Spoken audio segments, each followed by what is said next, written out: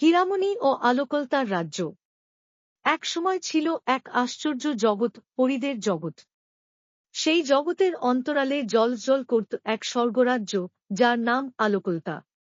চারিদিকে ঝিকিমিকি রূপালী আলো, ফুলেরা আলোতে হাসে, আর বাতাসে ভেসে বেড়ায় মৃদু সুর। সেই রাজ্যের হৃদয় ছিল এক অপরূপা পরিকন্যা, হীরামণি। তার চুলে ছিল সোনালি সূর্যের ঝলক, চোখে ছিল দয়াময় জ্যোতি, আর হৃদয়ে ছিল আলো ছড়ানোর অদ্ভুত এক শক্তি। সে ভালোবাসত পাখি, প্রজাপতি, ফুল আর অন্ধকারে হারিয়ে যাওয়া আলোদের। অন্যদিকে গভীর এক অরণ্যের ছায়ায় লুকিয়েছিল তিমিরপুর অন্ধকারের রাজ্য।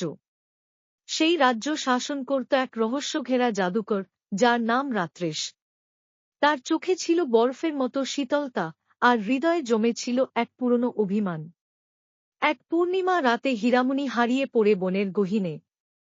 হঠাৎই সামনে আসে রাত্রেশ। কিন্তু ভয় না পেয়ে হীরামণি তার দিকে এগিয়ে আসে, হাতে তুলে ধরে এক ঝলকানো আলোককণা। সে বলে, অন্ধকারে থেকেও তুমি আলোকে ছুঁতে পারো, যদি হৃদয়টা খুলে দাও। রাত্রেশ থমকে যায়। শত বছর ধরে কেউ তার সঙ্গে এমন কথা বলেনি।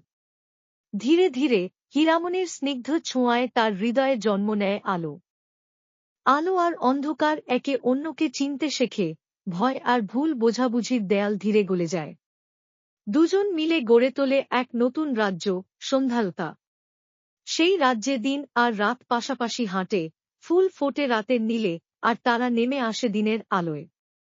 আর হীরামণি আর রাত্রেশ, ওরা ছিল না শুধু দুই রাজ্যের প্রতিনিধি, ওরা ছিল দুই বিপরীতের মিলন, দুই হৃদয়ের আলোর উৎস।